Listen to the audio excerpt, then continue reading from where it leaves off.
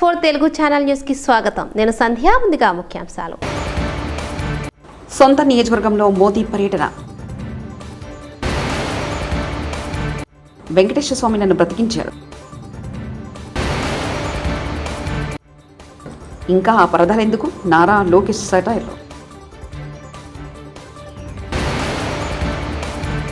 బొగ్గు గనుల శాఖ మంత్రిగా బాధ్యతలు చేపట్టిన కిషన్ రెడ్డి.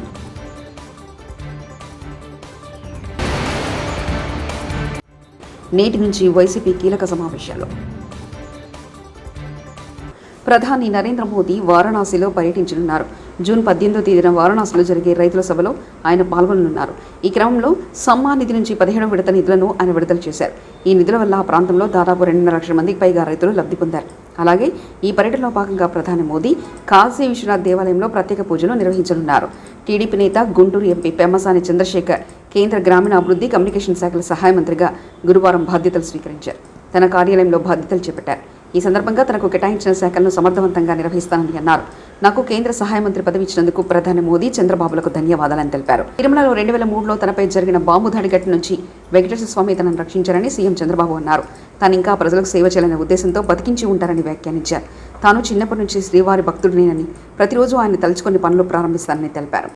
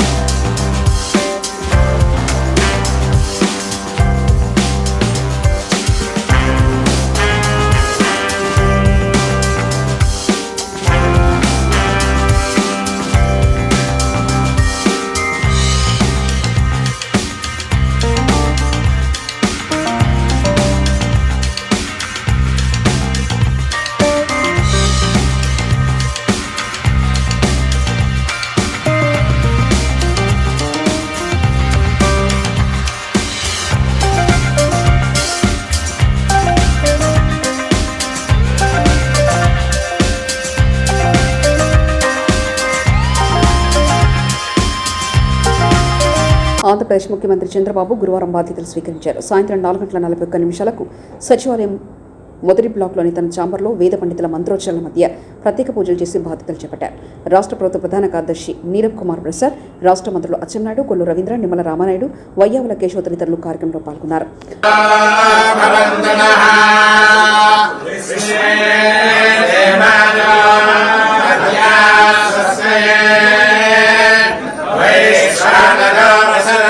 స్వస్తయే దేవా అమంత్రభవ స్వస్తయే స్వస్తి రుద్రః పాద్మోహసః స్వస్తి మిత్రావరుణా పరమం పదో విష్ణుర్నదం వీర్యాని ప్రవోచన్యః పార్థివాని విమమేరజాగుమసియోస్య భారతోత్తరగం సదస్తం విచక్రమాణస్త్రేదో విదాయ విష్ణురనానమది విష్ణు పుష్పమది విష్ణు శతమత్రే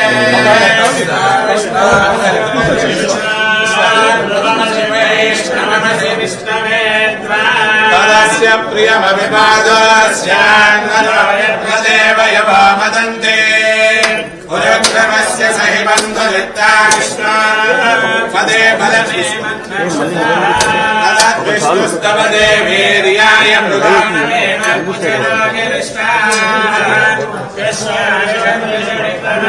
స్వదక్షయంతి భువనాని విశ్వా వయోమాశ్రయాదనువాధాననతే త్వమన్వశ్రవంతి విద్మనయసే పృథివ్యా విష్ణో దేవత్వం నమస్య విత్సి రాష్ట్రానికి మీ నాయకత్వం ఎంతో ఎంతో అవసరం.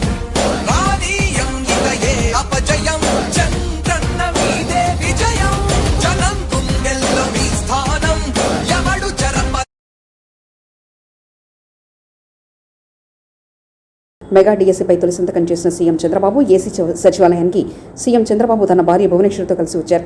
సచివాలయానికి చేరుకున్న సీఎం చంద్రబాబు బాధ్యతలు స్వీకరించిన తర్వాత పలు ఫైల్స్పై సంతకం చేశారు. మొదటగా మెగా డిఎస్సీపై సంతకం చేశారు.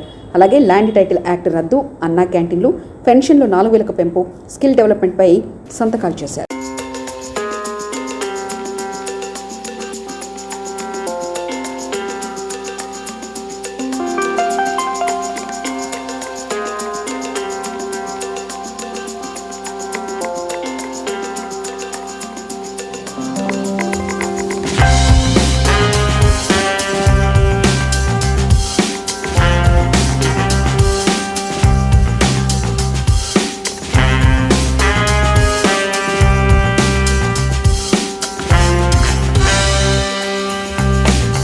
చంద్రబాబు రాక్షస పాలన చేస్తున్నారు.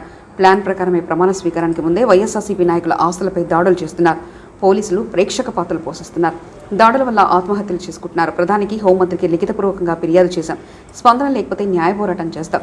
ఈ దాడులకు బీజేపీ కూడా బాధ్యత వహించాలంటే వైవి సుబ్బారెడ్డి, వైఎస్ఆర్సీపీ ఎంపీ. ఎందుకంటే లోగడ 2014 నుంచి 19 వరకు అధికారంలో ఉన్నప్పుడు ఇదే విధంగా పాలన సాగించారు చంద్రబాబు నాయుడు గారు ఆధ్వర్యంలో. అప్పుడు ఎన్డీఏ 3 పార్టీలు ఆ రోజు పాలన కొనసాగించారు.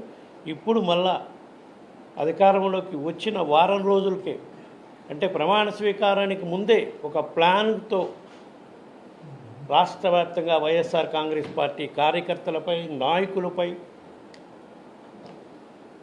వైఎస్ఆర్ కాంగ్రెస్ పార్టీ నాయకుల ఆస్తులపై దాడులు చేయటం దారుణంగా పరిస్థితులు ఉన్నాయి. మరి కొన్ని జిల్లాల్లో అయితే పోలీసుల సమక్షంలోనే కార్యకర్తలు, నాయకులపై దాడులు చేస్తుంటే కూడా పోలీసులు కేవలం సోద్యం చూస్తున్నట్టున్న పరిస్థితులు కూడా కొన్ని ఉన్నాయి. అవి కూడా మీకు క్లిప్పింగ్స్ అన్నీ కూడా మీకు ఇస్తాం. అన్ని జిల్లాల్లో ఎక్కడెక్కడైతే వాళ్ళు గుండాయిజం చలాయిస్తున్నారో ఆ జిల్లాలన్నిట్లో, మరీ ముఖ్యంగా గుంటూరు జిల్లాలో, నర్సరావుపేట జిల్లాలో, గుంటూరు జిల్లాలో, పశ్చిమ గోదావరి జిల్లా, ఏలూరులో వాళ్ళ దాడులు తట్టుకోలేక సుమారుగా దాదాపు 2-3 వైఎస్ఆర్ పార్టీ కాంగ్రెస్ కార్యకర్తలు చనిపోవడం జరిగింది. దాడులు తట్టుకోలేక సూసైడ్ చేసుకోవడం కానివ్వండి, వాళ్ళ దాడుల వల్ల కానివ్వండి. ఏది పోలింగ్ అయిపోయిన రోజు నుంచి ఈ 7 రోజుల్లోనే ఎక్కడా కూడా పోలీస్ స్టేషన్లో పోతే కేసులు బుక్ చేసే పరిస్థితి కూడా లేదు రాష్ట్రంలో. అంటే ఒక కుట్రపూరితంగా రాష్ట్ర ప్రభుత్వం ప్రమాణ స్వీకారం చేసే లోపే ఈ చర్య జరిగితే ప్రభుత్వం. తిరుమలలో ముఖ్యమంత్రి చంద్రబాబు పర్యటన సందర్భంగా అధికారులు పరదాలు కట్టడంపై మంత్రి నారా లోకేష్ బుధవారం రాత్రి ఆరా తీశారు. పరదాలు ఎందుకు కట్టారంటూ అడిగి తెలుసుకున్నారు. డిపార్ట్మెంట్ వారికి ఎన్నిసార్లు చెప్పాలంటూ బొజ్జల సుధిరెడ్డి వద్ద మంత్రి లోకేష్ అసంతృప్తి వ్యక్తం చేశారు. అలవాట్లు, పొరపాట్లు ఇంకెప్పుడు మానుకుంటారంటూ ప్రశ్నించారు. సీఎం ఆదేశాల మేరకు తిరుమల కొండపై కట్టిన పరదాలను అప్పటికప్పుడు అధికారులు తొలగించారు.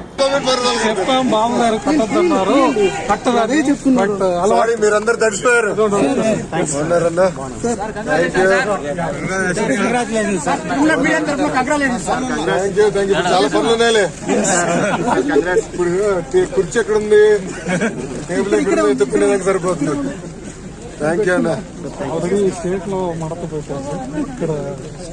ప్రధాని నరేంద్ర మోదీ హయాంలో కోతలు లేకుండా విద్యుత్ అందిస్తున్నామని కేంద్ర మంత్రి కిషన్ రెడ్డి అన్నారు. బొగ్గు గనుల శాఖ మంత్రిగా కిషన్ రెడ్డి గురువారం ఉదయం బాధ్యతలు చేపట్టారు. ఈ సందర్భంగా మీడియాతో మాట్లాడిన ఆయన ఇతర దేశాల నుంచి బొగ్గు దిగుమతి తగ్గించి దేశీయంగా ఉత్పత్తి పెంచుతామన్నారు. ఖనిజాల అన్వేషణ, తవ్వకాల ద్వారా ఉపాధి కల్పనకు కృషి చేస్తామని తెలిపారు.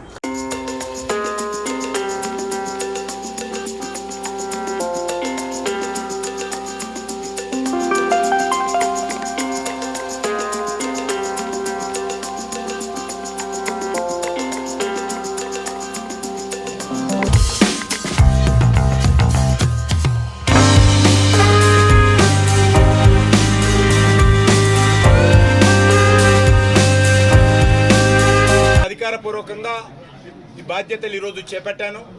మనకందరికీ తెలుసు, దేశంలో విద్యుత్ లేకుండా, పవర్ లేకుండా ఏ ఒక్క పని కూడా కాదు.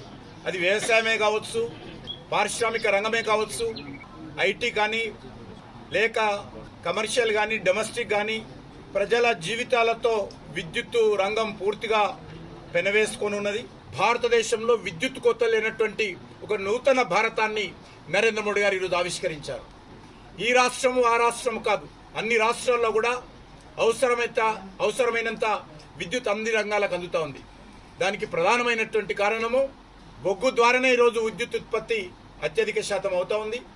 రానున్న రోజుల్లో ఇంకా విద్యుత్ ఉత్పత్తి పెంచడం కోసము, విద్యుత్తు ట్రాన్స్పోర్టు ఇంకా పెంచడం కోసము అనేక రకాలుగా నరేంద్ర మోడీ గారి నాయకత్వంలో యాక్షన్ ప్లాన్ చేస్తూ ఉన్నారు. రానున్న రోజుల్లో దీన్ని మరింతగా ముందుకు తీసుకెళ్తాము. ఇక్కడ పవర్ మినిస్ట్రీ కానీ, రైల్వే మినిస్ట్రీ కానీ, కోల్ మినిస్ట్రీ కానీ, మైన్స్ మినిస్ట్రీ కానీ, వీటన్నిటికీ ఎన్వైరన్మెంట్ మినిస్ట్రీ కానీ, వీటన్నిటికీ ఒక అవినాభావ సంబంధం ఉంది. వీటన్నిటిని కూడా సమన్వయం చేసుకుంటూ ముందుకెళ్తాము. విద్యుత్ కోత లేనటువంటి భారతాన్ని నిర్మించాలంటే బొగ్గు ఉత్పత్తి. వైసీపీ అధినేత జగన్ నేడు ముఖ్య నేతలతో సమావేశం కానున్నారు. తాడేపల్లిలోని పార్టీ కార్యాలయంలో జరిగే సమావేశానికి పార్టీకి చెందిన ఎమ్మెల్సీలు, ఎమ్మెల్యేలు, రాజ్యసభ సభ్యులు, ఎంపీలు హాజరు కావాలని ఆదేశాలు అందాయి. ఎన్నికల ఫలితాల అనంతరం తొలిసారి నేతలతో నేరుగా జగన్ సమావేశమవుతున్నారు. వీరందరితో ఆయన నేరుగా మాట్లాడతారు. 2 రోజుల పాటు ఈ సమావేశాలు జరుగుతాయి.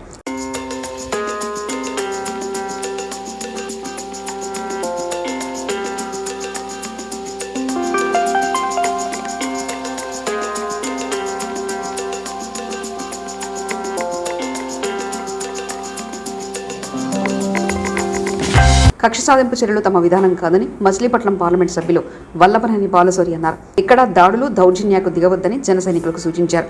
గత ప్రభుత్వంలో జన సైనికులను ఇబ్బందులకు గురిచేసిన వారిపై చట్ట ప్రకారం చర్యలు తీసుకుంటామన్నారు. జనసేన పార్టీ నుంచి పోటీ చేసిన విషయం సాధించిన తర్వాత తొలిసారి మచిలీపట్నం వచ్చిన ఆయన స్థానిక ఆర్ఎండ్బి అతిథి గృహంలో మీడియాతో మాట్లాడారు. మచిలీపట్నం పార్లమెంటు నియోజకవర్గాన్ని అన్ని విధాలుగా అభివృద్ధి చేయడమే తన లక్ష్యమన్నారు. పవర్ ఫైనాన్స్ కార్పొరేషన్ ద్వారా వచ్చే రుణంతో బందర్ పోర్టు నిర్మాణాన్ని 7 నెలల్లో పూర్తి చేసి జాతికి అంకితం చేస్తామన్నారు. భారత్ పెట్రోలియం కార్పొరేషన్ వారితో మాట్లాడి మచిలీపట్నంలో ఆయిల్ రిఫైనరీ ఏర్పాట్లు కృషి చేస్తామని బాలశౌరి అన్నారు. వాళ్ళు చేసినటువంటి అరాచకాలు మనం చేయొద్దు. పవన్ కళ్యాణ్ గారు కూడా ఈ విషయం గురించి స్పష్టంగా చెప్పారు. మనం ఒక క్రమశిక్షణ కలిగినటువంటి జన సైనికులుగా, కార్యకర్తలుగా మనం ప్రవర్తించాలనేటువంటిది ప్రతి ఒక్క జన సైనికుడిని నేను కోరుతా ఉన్నాను. అందరం కాన్సన్ట్రేట్ చేయాల్సింది అభివృద్ధి మీద. అదే రకంగా ప్రజలకు ఉన్నటువంటి సమస్యలు, ప్రధానమైనటువంటి సమస్యల మీద మనం అర్థం చేసుకొని ఆ సమస్యలను పరిష్కరించడానికి గెలిచిన అభ్యర్థుల. ముఖ్యమంత్రి చంద్రబాబు బెజవాడ దుర్గమ్మను దర్శించుకున్నారు. సతీ సమేతంగా ఇంద్రకిలాద్రికి వచ్చిన చంద్రబాబుకు దేవాదాయ శాఖ కమిషనర్, ఎన్టీఆర్ జిల్లా కలెక్టర్, ఈవో స్వాగతం పలికారు. అమ్మవారిని దర్శించుకుని చంద్రబాబు మొక్కులు చెల్లించుకున్నారు. అనంతరం పండితుల ఆశీర్వచనం తీసి తీర్థప్రసాదాలు అందజేశారు. సీఎం రాక సందర్భంగా ఏర్పాటు చేసిన చిన్నారుల సాంప్రదాయ నృత్య కళా ప్రదర్శనలు ఆకట్టుకున్నాయి.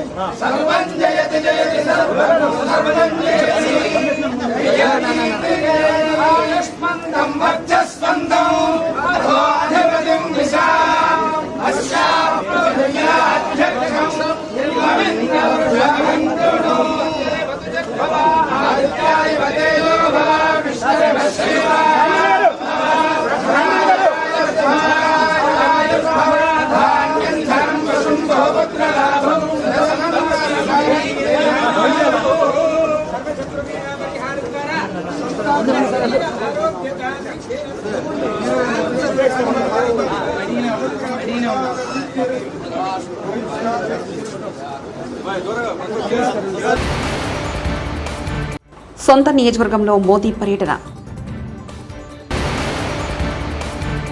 వెంకటేశ్వర స్వామి నన్ను బ్రతికించారు. ఇంకా ఆ పరదాలెందుకు? నారా లోకేష్ సెటైర్లు. బొగ్గు గనుల శాఖ మంత్రిగా బాధ్యతలు చేపట్టిన కిషన్ రెడ్డి.